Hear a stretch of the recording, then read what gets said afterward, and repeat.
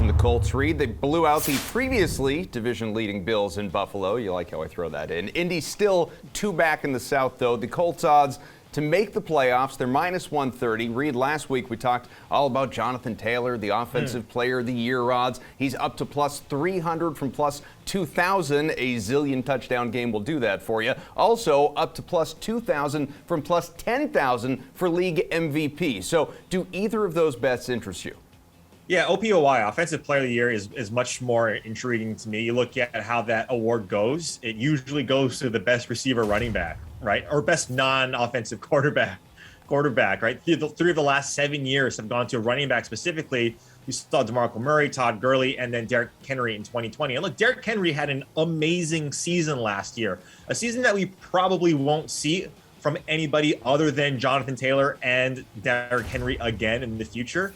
So yeah, Offensive Player of the Year is much more enticing because the last time the MVP was won, coincidentally, from a running back was AP in 2012. The quarterback position, though, that's where, this is a year, guys, that the quarterback position at the very top has not been playing stellar at all. I still think that award is up for grabs. Look at Lamar and Kyler Murray. These guys have been out of Kyler Murray's been out for the last 3 or 4 weeks, and Lamar out last week. If those numbers seem enticing, if you look at their schedules in Arizona, they get the Bears, the Rams, the Lions, the Colts, the Cowboys, and Seattle.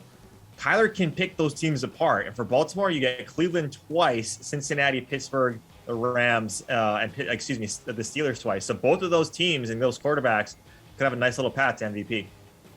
What about you, Geoff? I know there is no bigger Carson Wentz fan than you, so are you all in on the Colts? I mean, I'm pretty much the same sentiment as Reid. I do think he's a very good bet at plus 300 to win the Offensive Player of the Year. I mean, typically that award, again, it's a lot of it is just what have you done for me lately? And if Jonathan Taylor ends the season stronger than Cooper Kupp, and I really do think it's down to we're pretty close to getting it down to like a 2-person race here, then it's probably going to go to Taylor. And, again, you're getting better odds on Taylor. You're getting over double the value on Cooper Kupp. Look at where Cooper Kupp is in the receiving totals and stuff versus Jonathan Taylor in the rushing. Nobody is catching Jonathan Taylor in total rushing yards this year. I'm sorry, Nick Chubb is 300 yards behind him. He would need basically a couple historic games. I think there is a chance that a player like Devontae Adams spikes up maybe with some heavier usage towards the end of the year, and maybe it cuts into Cooper Kupp's lead where it's at least very close at the end. I'll take Taylor here for sure in the Offensive Player. I think that's a good bet at plus 300. Reid mentioned it. I'm sorry. I mean, the Colts would have to almost overtake Tennessee for the division win, I think, for Jonathan Taylor to get serious MVP discussion.